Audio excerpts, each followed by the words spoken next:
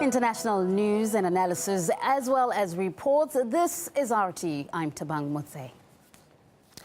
Turkish police have fired gas at protesters in a town near the Syrian border, which was the scene of a deadly double car bombing a week ago. The unrest follows similar clashes in Istanbul and Ankara. Demonstrators are angry over Turkey's support for the Syrian rebels, which they say is putting Turks in the firing line. Let's speak now with journalist Manuel Ochsenreiter, who's covered the Syrian crisis extensively. Mr. Ochsenreiter, with several deadly cross-border incidents claiming Turkish lives recently, surely Ankara has the right to take action to prevent a spillover of the Syrian conflict.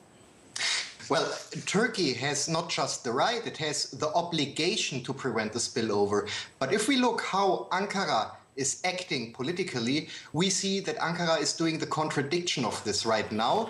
Turkey is putting fuel into the fire of the conflict. And when now the Turkish demonstrators, the Turkish people is upset because of what is happening on the Turkish side, it's their full right. Because it's like to, let me say, to invite a fire starter into your house because you want to send him later to your neighbors, and then you wonder that the fire starter starts putting fire on your own house. We have to see that Turkey has a 900-kilometer long border to Syria, and we have to see that Turkey doesn't do anything to prevent terrorists and mercenaries crossing the border from Turkey to Syria. In contradiction, Turkey even supports those terrorists. There are training camps, Turkey is giving supply in a lot of means, and Turkey is right now acting like a hostile power towards Damascus. Speaking of Syria, what do you think Turkey is trying to gain by supporting the Syrian rebels? Well, we have first to distinguish really between the Turkish government and the state of Turkey, or the Turkish people. The Turkish government right now, I think there are several interests they have in this conflict. Maybe the most important interest at the beginning is that Turkey is the most important NATO member in the region, and that Turkey does the job of the NATO. Turkey is acting as the West wishes Turkey to act, because Turkey also gets money from the West for what they do.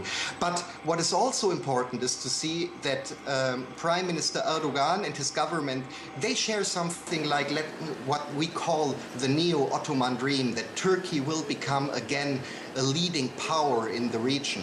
But what we shouldn't forget, there are also other reasons. So we have reports here, we published already reports about Syrian rebels disassembling industrial compounds in the Aleppo industrial area and transporting it illegally to Turkey to weaken down competition. The Aleppo industrial area is weakened down, so even when comes peace back to Syria, there will be not a lot of industry anymore. I think this should also be mentioned. This is also important. Radical elements have been gaining popularity among the Syrian opposition recently. Now, how's foreign support for the rebels affecting extremists? We should finally stop right now to distinguish the rebels in nice rebels and in bad rebels. To say, oh, there are radical elements, but there are also the nice elements, the democratic and the liberal elements.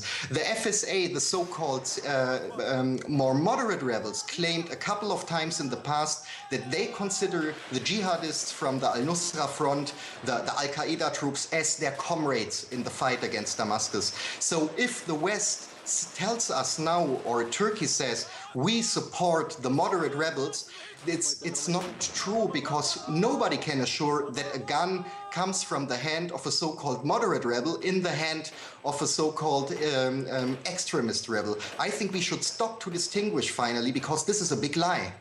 So then I guess the question beckons, does Turkey support peace through diplomacy? I mean, it's voiced some opposition to the upcoming international conference on Syria, saying it will simply buy Assad more time. Well, first of all, it is not up to Turkey to decide who is governing Syria and if there's a President Assad or not. It's the question, it just refers to the Syrian people. But Turkey right now could do a lot to stop the violence in Syria. It would be very easy for Ankara by closing the borders, by sending home or arresting or fighting against the terrorists right now on Turkish soil, waiting for traveling or for infiltrating to Syria. Ankara could do a lot. They don't do anything. In contradiction, they put fuel into the fire and they make the fire much bigger. Now, what happened is that the fire came back to Turkey with the bomb blasts we are also talking about. And the Turkish people, of course, knows that this is a horrible politics, violating the security also of the Turkish people and at the end violating the security of all the people in the region. Live from Berlin, there was a journalist, Manuel Ochsenreiter, who's covered the Syrian crisis extensively and sharing his thoughts with us.